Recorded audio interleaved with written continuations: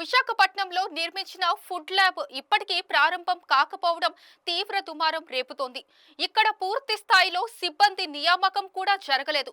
ఫలితంగా food sample ని ఇంకా హైదరాబాద్కే పంపించాల్సిన దుస్థితి నెలకొంది.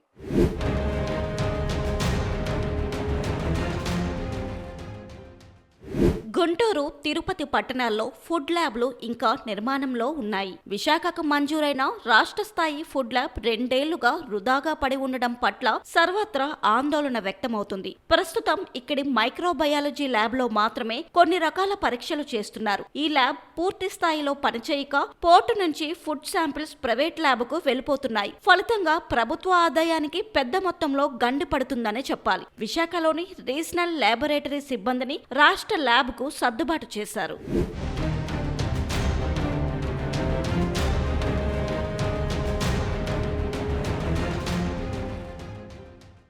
విశాఖ తూర్పులోని పెదవాల్తేరులో 3.70 కోట్ల ఖర్చుతో ఆంధ్రప్రదేశ్ ఫుడ్ ల్యాబ్ నిర్మించారు. ఇక్కడ 71 మందికి గాను 18 మంది మాత్రమే రెగ్యులర్ స్టాఫ్ ఉన్నారు. ప్రస్తుతం ఉన్న సిబ్బందికి కూడా చేతి నిండా పని లేదని సమాచారం. ఈ ల్యాబ్ లో 20 కోట్ల వ్యయంతో ఆహార ప్రయోగ పరికరాలు ఏర్పాటు చేశారు. కానీ ఇక్కడ కనీసం సెక్యూరిటీ గార్డు సైతం లేకపోవడం ప్రభుత్వ నిర్లక్ష్యమనే చెప్పాలి. ఇక్కడ ల్యాబ్ ని వెంటనే ప్రారంభించాలని బీజేపీ విశాఖ జిల్లా మాజీ అధ్యక్షుడు మేడపాటి రవీంద్ర అధికారులను కోరారు. ఇటీవల ఆయన ఈ ల్యాబ్ ని సందర్శించారు.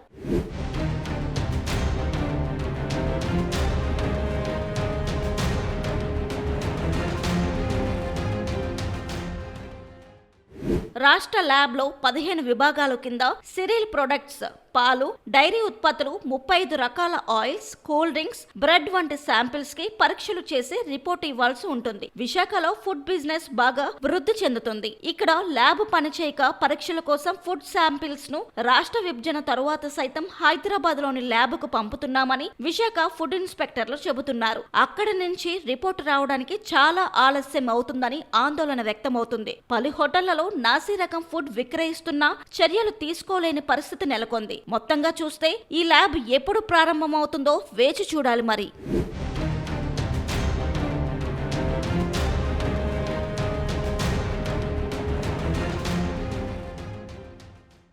మనకి ప్రీవియస్ బైఫర్కేషన్ కాకముందర మన అంతా స్టేట్ ఫుడ్ అనాలిసిస్ సంబంధించింది హైదరాబాద్లో జరుగుతూ ఉండేది.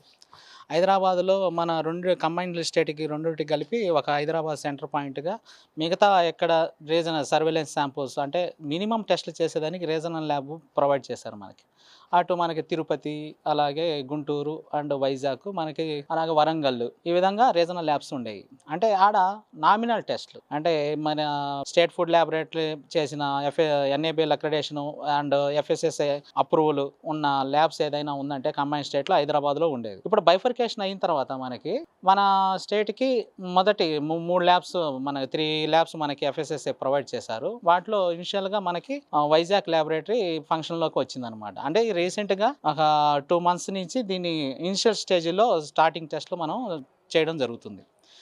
దీంట్లో మనకి అవుట్ ఆఫ్ ఎఫ్ఎస్ఎస్ఐ మనకి పెట్టిన వాటిలో 15 కమోడిటీస్లో మనం 6 and 7 దాకా మనము చేయడానికి మనకి ఛాన్సెస్ ఉంటుంది. అయినా state food laboratory and regional laboratory difference ఏంటంటే, ఆ రీజనల్ ల్యాబొరేటరీలో జస్ట్ మనకు సర్వేలెన్స్ శాంపుల్స్ అంటే వాటికి పనిష్మెంట్ ఫుడ్ ఇన్స్పెక్టర్ తీసినా కూడా పనిష్మెంట్ అనేది ఉండదు. మన ఫుడ్ ప్రోడక్ట్లో ఇది ఉందా అని మనం జస్ట్ క్వాలిటేటివ్ టెస్ట్ వర్క్ చేయడానికి ఉంటుంది. కానీ ఇది మన లీగల్ స్టాట్యుటరీ శాంపుల్స్ అంటాం. అంటే ఫుడ్ ఇన్స్పెక్టర్ తీసి పనిష్మెంట్ చేసేదానికి అదొక ఉంటుంది. అలా నాన్ స్టాట్యుటరీ శాంపుల్ అంటే ఫుడ్ ఎక్స్పోర్ట్స్, ఇంపోర్ట్స్ బిజినెస్ సంబంధించి, అలాగే పోలీస్ కేస్ శాంపుల్స్ కానీ, ఫుడ్ పాయిజన్ శాంపుల్స్ కానీ అక్యురేట్ మెథడ్ ద్వారా మనకి ఎఫ్ఎస్ఎస్ అప్రూవల్ మెథడ్ ద్వారా దీంట్లో అనాలిసిస్ చేసి ఇవ్వడం జరుగుతుంది. ఇక్కడ మనకి ఫుడ్ అనలిస్ట్ ఆథరైజ్డ్ పర్సన్ ఉంటాడు. అంటే మన జడ్జిమెంటు ఎవరైనా సరే ఒకటి ఇవ్వాలన్నా, ఏది చేయాలన్నా, పనిష్మెంట్ ఇవ్వాలన్నా ఎవ్రీ స్టేట్కి ఒక ఫుడ్ అనలిస్ట్ అనేది కంపల్సరీగా ఉంటాడు. అతను ఇస్తేనే ఫుడ్ రిపోర్ట్ అనేది వ్యాలిడిటీగా ఉంటుంది. ఇక మిగతా సంబంధించి వేరే సీనియర్ అంటే వేరే ఎవరు చేసినా కూడా అది not valid as per FSS approval method ప్రకారం. సో దీంట్లో అవుట్ ఆఫ్ 16 కమోడిటీస్లో మనకి cereal products and dairy products, fat and oils, miscellaneous and beverages and all packing items సంబంధించి మైక్రోబయాలజికల్ అనాలిసిస్ ఇక్కడ చేయడం జరుగుతుంది.